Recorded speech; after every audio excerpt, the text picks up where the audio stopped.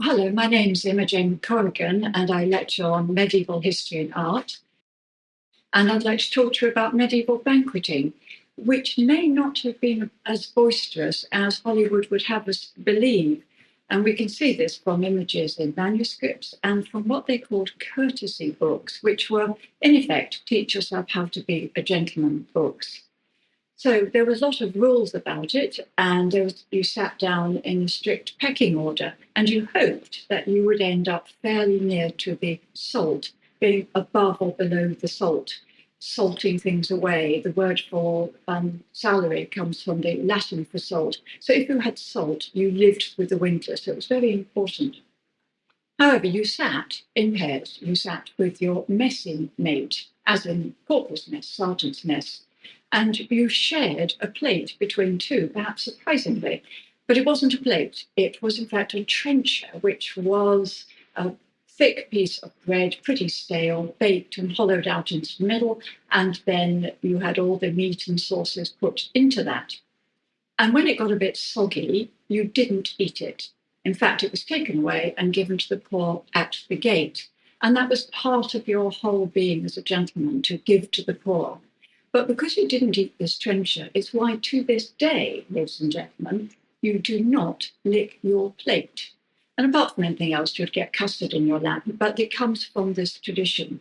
So you share a trencher between two, but a wine goblet between four, which we might not find quite so appealing, but there were rules governing that as well.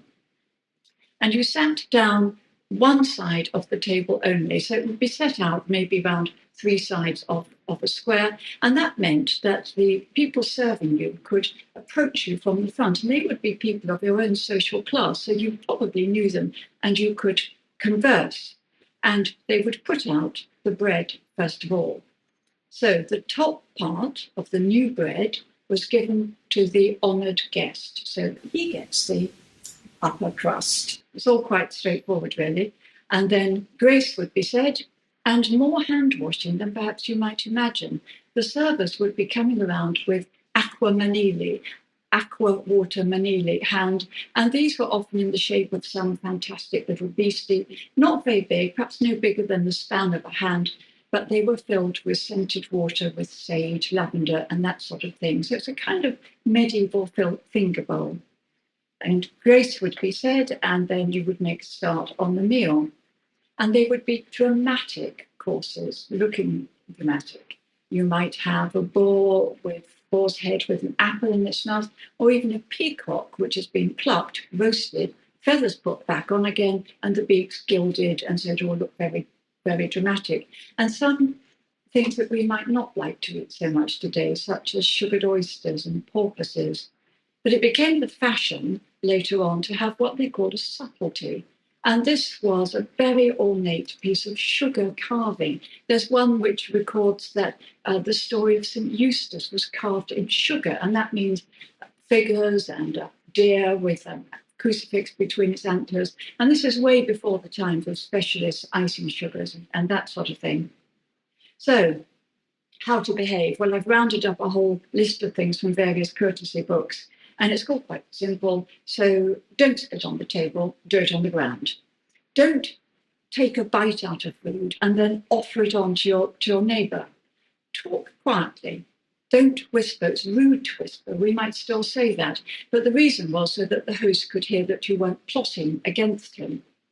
And for example, don't scratch yourself or the dogs. Don't stroke your next door neighbour's hair, particularly if you've got gravy on your hands. And don't pick your teeth with a knife, don't pick your nose, don't drink with your mouth full, don't wipe your teeth or your eyes on the tablecloth.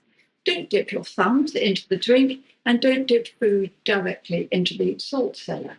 Don't put your fingers too deeply into all of the food, because that will end up a terrible mess. No slurping, no drooling, no arguing, no making faces. And no, ladies and gentlemen, if you wouldn't mind, could you stop urinating under the table? That would be appreciated. But then I found that there were rules specifically aimed at the ladies of the house.